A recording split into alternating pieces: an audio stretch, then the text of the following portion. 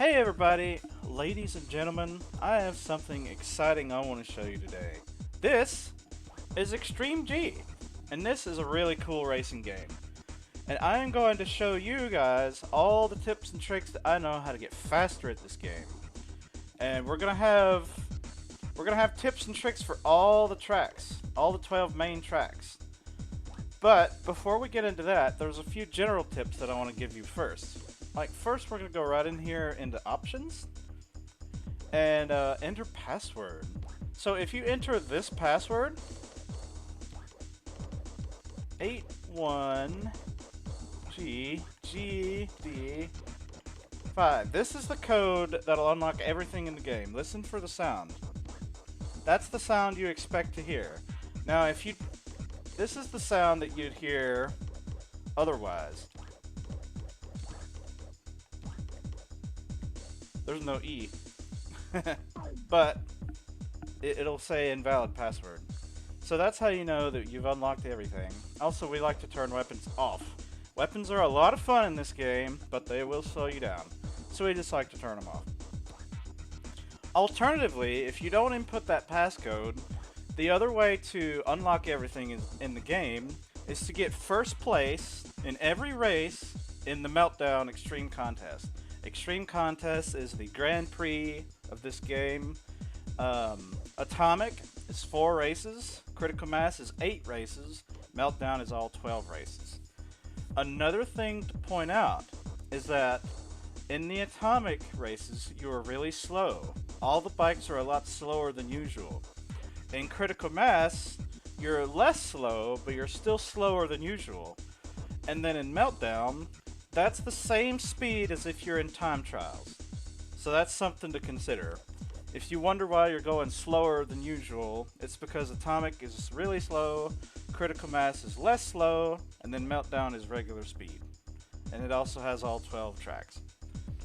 And also, you might have seen there's a 13th track, and it's right here. This is the bonus stage. And it doesn't really show you like the best laps like it does for all these. So if I were to hit this, I'd go right into the level. It is a 45-second, kind of like a test circle race. But it's a little bit more complicated than a test circle. It's about 45 seconds long, all 3 laps. And I will show you that in a different video. But yep, that is something that you unlock also when you unlock everything in the game. And when you unlock everything, you unlock this amazing McLaren right here. This is called Neon. This is the best bike in the game, and it's really the only bike that we use for speedrunning, because it's just the best of them all. There's this other one called Roach, and you unlock this by beating Meltdown on Novice mode, and without getting first in every race, you can unlock this. From its stats, you would think that it's really good, but it's kind of a mid-tier bike, to be honest. It's better than the regular bikes, all these others, but it's just kind of mid-tier, especially compared to Neon. And then there's Raze right here. This is basically the best normal bike that we like to use. It's the fastest of the regular bikes, and it has pretty good turning and pretty good weapons as well. But it has abysmal acceleration. But it's still pretty good. Out of the regular bikes, it's pretty good. And then growing up, this one was always my favorite. Con and Grimace. Don't these bikes just look terrifying? These are the 2 bikes that have a lot of acceleration, but less speed and less handling. So yeah, you can definitely do well with these bikes if you do good with them, if you learn them. But I always just use Raze, and you can with the tips that I'm about to show you here with Neon. Some of these things you can still do with Raze. Some of these things you can still do with Raze, and then you can get first in every race, even on extreme difficulty. As long as you have weapons turned off. Weapons turned off. So yeah.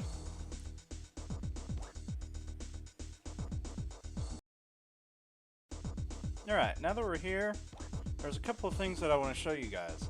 So first, if you press the R button, you can actually remap all the buttons, as well as change your name. And changing your name is also where you can input some cheat codes. But we're not going to worry about any of that right now. So I'm just going to get out of here and show you a couple of other things. Like how to get a good start off the line. The game doesn't really tell you or show you this, but you can hold the Z button at the countdown. But what I'm going to do is, what you do is you listen for the countdown itself. It'll go boom, boom, boom. And when the number goes to 1 and you hear the sound, that's when you can hold the Z button. And as long as the bar doesn't go to the very top here, then you're good. So let's restart that and show you again. You're going to hear the countdown. I'm going to start holding the Z button as soon as it hits 1. 3. See that? If you do that, then you'll always get a good start off the line. Now, if you hold the Z button too soon, you're just going to get a bad start and you'll have a slow start. So you want to be aware of that. But if the bar of the like the visual color bar, if it's anywhere not at the very top, then you'll have a good start off the line.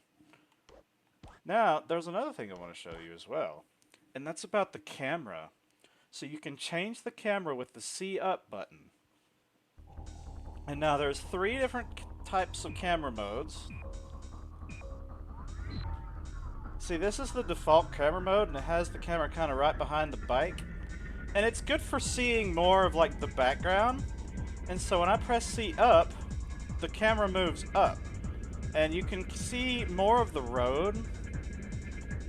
And that's really what all of us top runners like to do. We always press the C up button once to change the camera to this upward facing. It looks at the bike downwards, and it's just good for seeing more of the track. And then there's a third button where you're like this.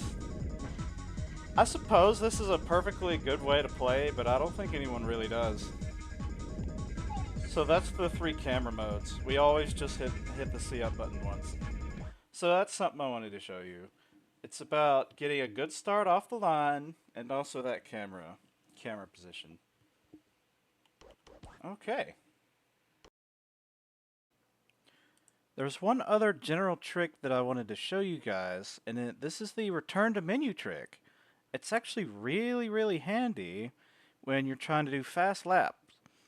Fast lap is where we do all 3 boosts in 1 lap, usually the second lap, and then return to the menu as soon as possible instead of doing that 3rd lap, and saving our progress. So watch what happens here. So here, I'm about to finish off this lap. It's going to be a good time. So when you see it's a great lap, then you know it'll save when you exit, but only if you do this trick. If I were to just quit the level the normal way, then it wouldn't save this time. So watch what I do here.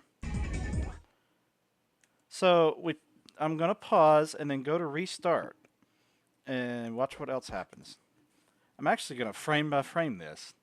So it'll ask if I want to really restart, and then after pressing yes, right after I press yes, I hit down with the D-pad and then press A again where it says no. And you can tell the text changes to really quit.